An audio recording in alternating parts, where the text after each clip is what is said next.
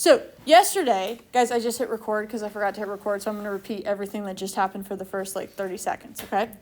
Yesterday, we talked about how to use the graphs to start looking at relationships between two variables. Today, we're going to look at the numbers.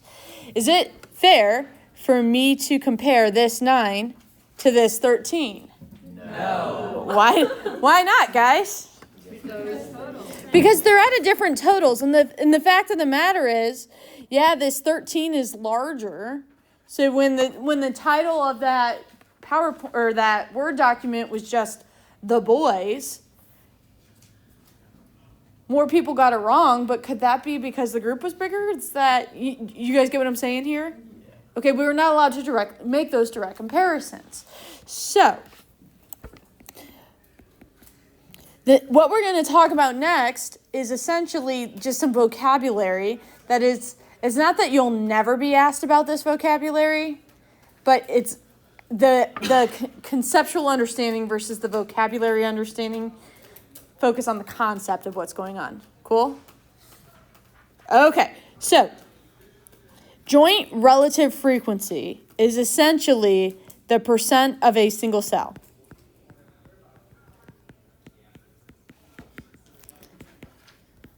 So, for example, I might say, what percent of respondents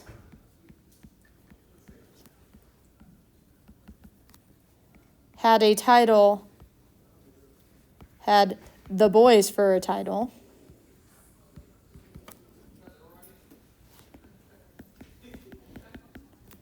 and got it correct?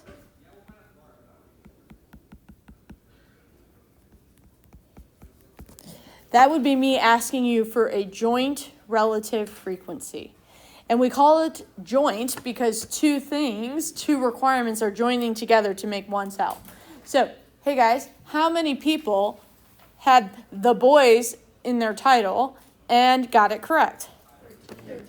13 out of how many?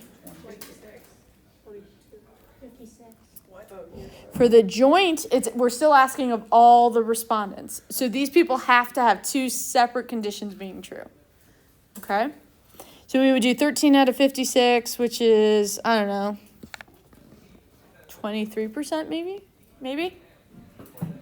Is it 0.23? How do you know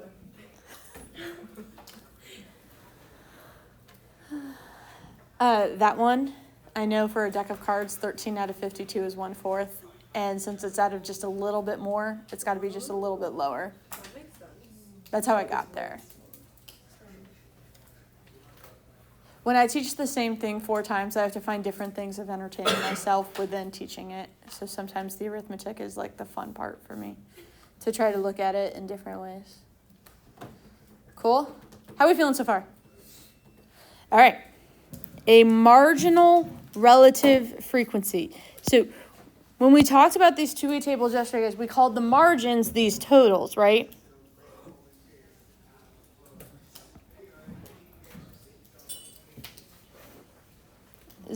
You with me? Okay. So the margin, so I might say, what percent of respondents got it correct?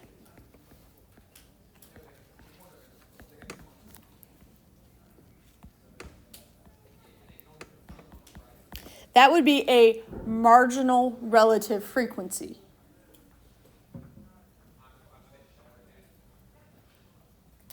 Is this okay? What's the answer, by the way? 35 out of 56?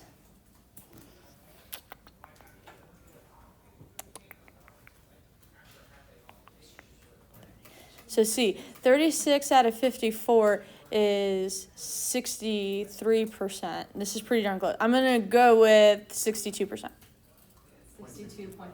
Man.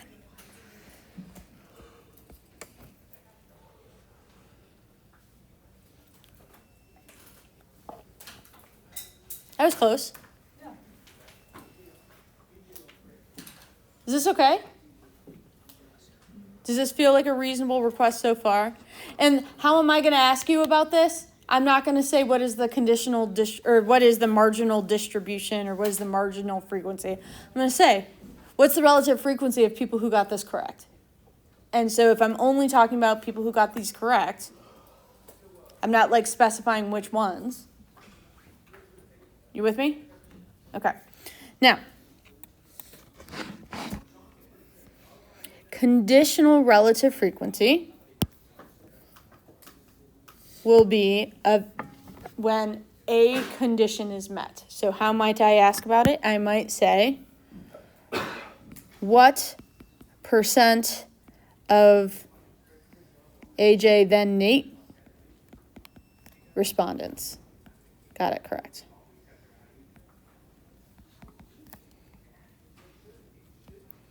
In other words, now we're only looking at the AJ Nate column.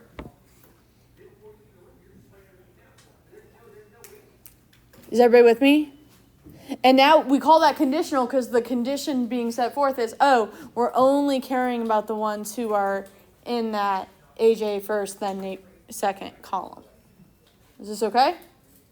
And then, guys, help me out with that answer. I think that'd be what? That's you guys, isn't it? You guys were the AJ first, Nate second. Yeah, I think so.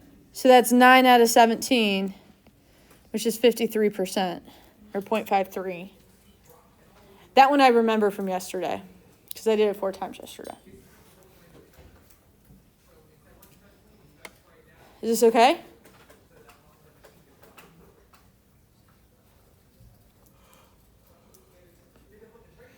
And each of these is a single relative frequency. But what I might ask is instead a distribution. So,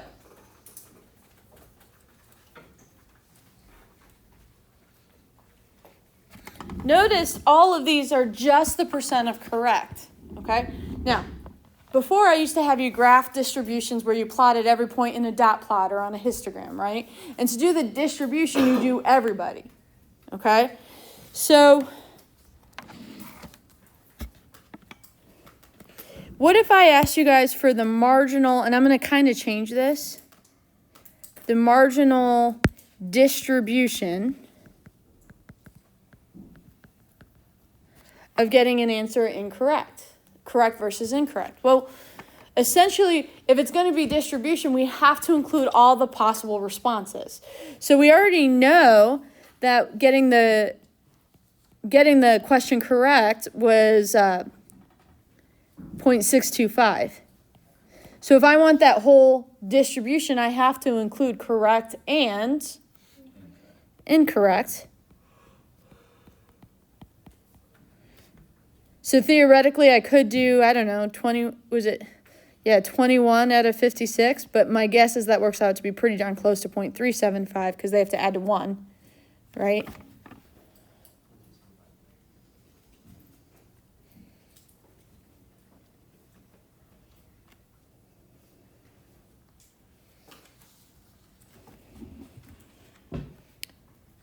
So the distribution is not just one frequency, it's all of them. And so in reality, when we're starting to decide, is there a relationship amongst our variables, what we're really asking you to do is say, hey, what differences are there amongst our groups? Does this make sense? Okay, so to do that, we might look at the conditional distributions of correct and So, for example, so in this case, we would have the Nate first, then AJ. And we would find the conditional distribution of correct versus incorrect.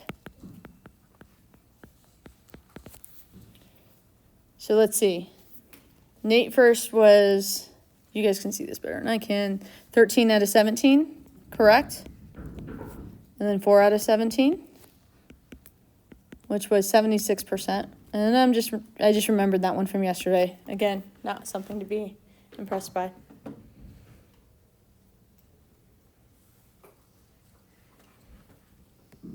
We good? And then we've already talked about AJ first, then Nate, which was you guys. And that was 53%.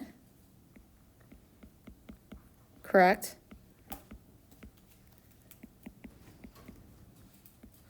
And so the incorrect would be 0.47. Because if 53% are correct, 47 would be incorrect.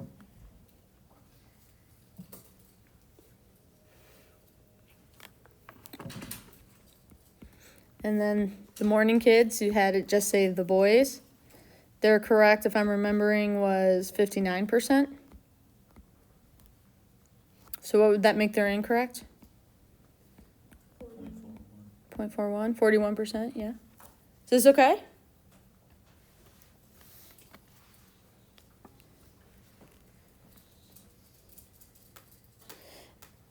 Which graph that we did yesterday matches the conditional distributions? This segmented bar graph is a graph of the conditional distributions. Okay, that segmented bar graph. All right, now, which group had the highest percentage of correct? The one where it was listed in the correct order. Which one had the worst percentage of correct? The one where it was listed in the wrong order. You with me? So here's a major source of confusion for kids that I want to make sure we kind of talk through here, okay? When I look at this number, when I see this 53%, I do not see that this 53% was that more of you guys got it right. You with me? When I compare it to the group that wasn't baited one way or the other, you guys did worse. Do you see what I'm saying? So could the baiting have made a difference? Yeah, I could have baited you guys towards the wrong answer. And you guys, it could be that roughly 60% of kids are going to get this correct because Nate looks like an 8 and AJ looks like an AJ. It could be, right? We don't know for sure. Yeah. I wonder if you changed classes that you did this with. Because I feel like a lot of the people in AP Stats think really logically and mathematically. Everybody in FST got it right. Everybody but one. Right. I'm thinking maybe people who think a little bit more creatively would get it right. So my impression though with FST was that I had every single one of them last year in Algebra 2. And I think, in fact, I probably talk about the boys all the time, and they knew which one was which. We could try it with a completely, a group of freshmen that I don't know. So go to, the middle school and ask them. I don't really want to ever. Oh, man, you guys, I'm recording this for Catherine, and if her dad hears that could be really bad, right? Catherine, sorry, Mr. Page. All right. So, when I give you something like this, and I ask you to make some conclusions, okay, about are these two variables related? What the title you got on your slidey slide, right? Okay, compared to getting it correct. Do you guys think there's a relationship? Yeah. Why? Because Nate and AJ is highest, and then the boys, and then AJ is It's really the fact that none of them have the same percentages. And frankly, there's a pretty decent difference in percentage for each one. Like a 6% swing in between the control group, that's what I'm going to call this one, is a control group, versus the AJ Nate group, okay? There's a 6% difference in correctness there. That's a pretty big difference, believe it or not, okay? Everybody good? So when I ask you to describe any relationship you might see, I might say the group whose title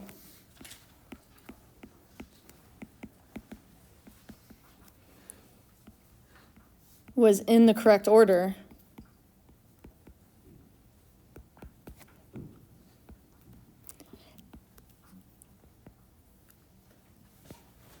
had a much larger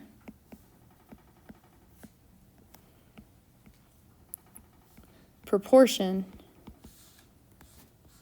of correct answers.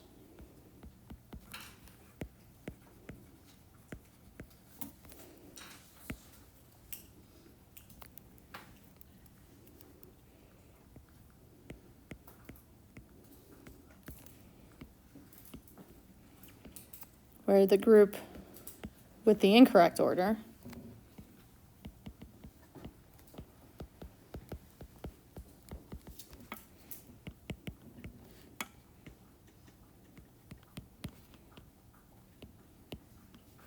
had the most incorrect.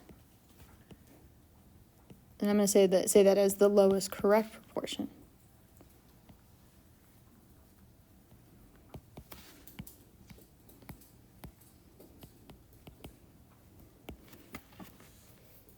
And that tells us a lot. That tells me that I should at least suspect that changing the title around made a big difference. Cool? Is that descriptive? Is it in context? You with me? All right, so I would.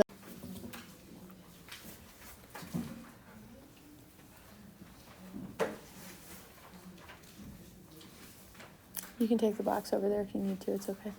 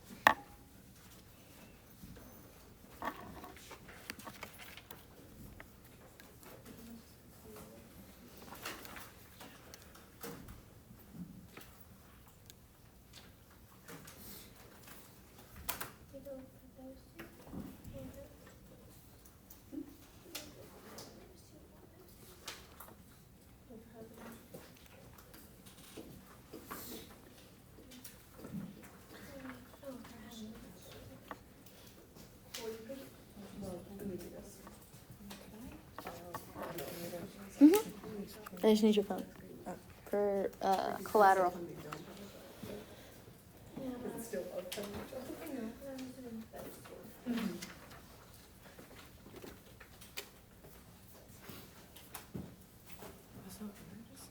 Like, what was the assignment? Like, what was it that I did yesterday? That, like, We took notes. About?